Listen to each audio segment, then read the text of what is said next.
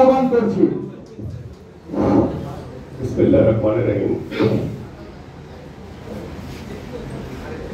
রক্তাক্ত জুলাই শুরু হয়েছে গতকালকে। আজকে ৩ নং ওয়ার্ড বিএনপি সদস্য নবায়ন ও সংগ্রহ অভিযানের আজকের এই সভার ছোট ভাই সভাপতি একই সাথে আমার সাথে জেলখানায় ছিল এবং এই জুলাই আন্দোলন যখন শুরু হয় আমি তখন বিদেশে অবস্থান করি।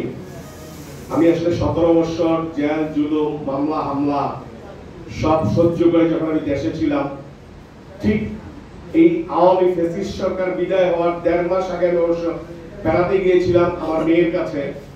ঠিক ওই সময় এই জুলাই আন্দোলনটা হয়। তখন আমি খুব ছটফট করতেছিলাম যে দেশে আন্দোলন চলতেছে, আমি বিদেশে বসা।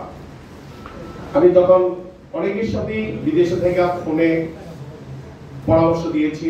সেই সহযোদ্ধা আফজাল মঞ্চ উপবিষ্ট ছিলেন।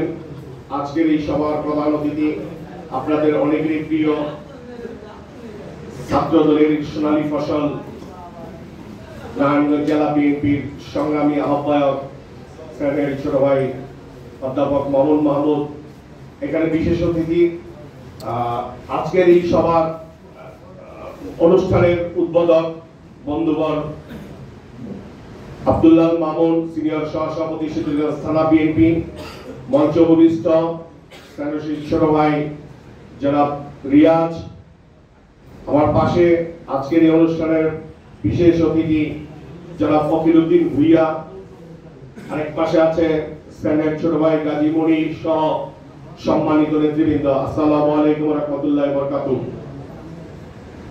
আমি আজকে এখানে বসে বসে বারবার মনে হইতেছিল যে এই বিএনপি যখন আমি পড়া শুরু করি তখনকার কিছু স্মৃতি মনে হইতেছিল যে এই সদস্য নবায়ন এবং সংগ্রহ অভিযানটা যখন হইতো বিএনপির প্রতি বছরই, তখন এই থানার তৃণমূল পর্যায়ে যারা ঘুরে ঘুরে সদস্য সংগ্রহ করেছেন সেই কমান্ডার বীর মুক্তিযোদ্ধা কামাল হোসেন কামাল ভাই, তার সহযোদ্ধা ছায়া যোদ্ধা যারা গাজী ইসমাইল সহ যারা এই দলকে আজকে এই পর্যায়ে নিয়ে আসছে, যারা এই দুনিয়া ছেড়ে চলে গেছে তাদের রুহের মাগফিরাত কামনা করছি।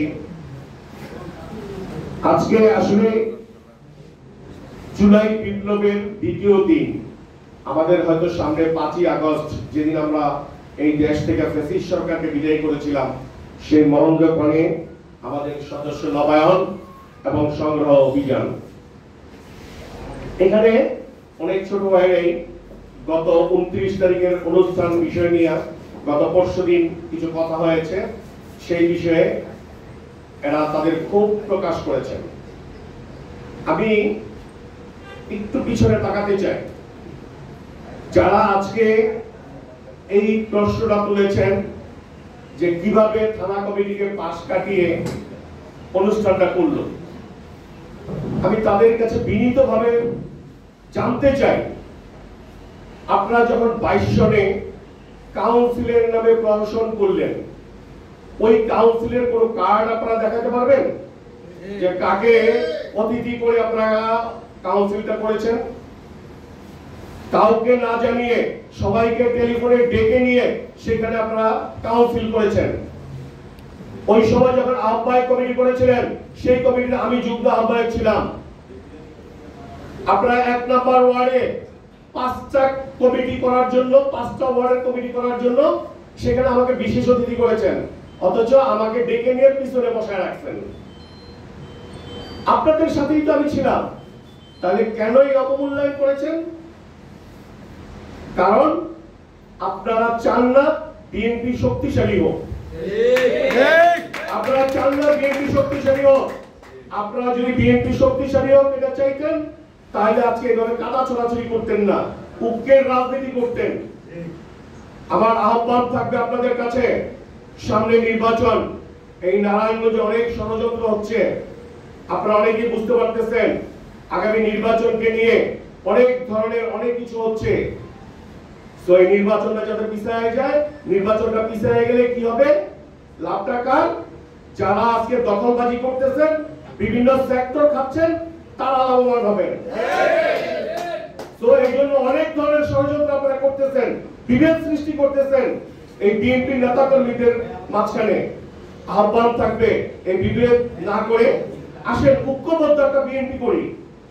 আজকে আপনারা তারেক রহমানকে মানবেন, বেগম খালেদা জিয়াকে মানবেন, দলের সিনিয়র নেতৃবৃন্দদেরকে মানবেন, কিন্তু তারা যদি কোনো কমিটি দেয় সেই কমিটি আপনারা মানবেন না। তাহলে আপনারা কিসের রাজনীতি করেন? আজকে জেলা বিএনপির দায়িত্ব দিচ্ছে অধ্যাপক মাহমুদ মাহমুদ, হতে পারে বয়সে সে আপনার ছোট, তার মানে বিএনপি তাকে দায়িত্ব দিচ্ছে, তাহলে তার নেতৃত্বে আজকে আমাদের সবাই ঝাঁপায় পড়ার কথা। আমি মাহমুদ মাহমুদের ওই দিনে একটা বক্তব্য শুনছি, অনলাইন পোর্টালে দিয়েছেন যে মূল ধারায় সবাই আসেন, আমরা মূল ধারায় আইসা দলটাকে শক্তিশালী করি।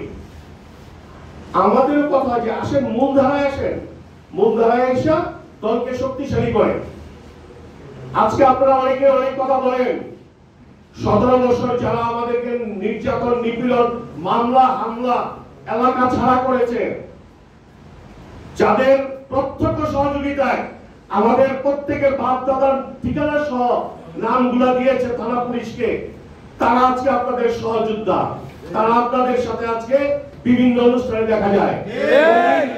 ওই দিন আমি একটা কথা বলেছিলাম, একজন উনি ওই দিন রাত্রে ফাল দিয়া লাইভে চলে আসছে, ফেসবুক লাইভে আইসা উনি অনেক কথাই বলেছেন, স্বাভাবিক সে আত্মপক্ষ সমর্থন করবে, কিন্তু উনি সে আফজল সাহেব থেকে দইরা 2006 এর এমপিদের নাম বললেন, কিন্তু ওনারই ভাগ্নি জামাই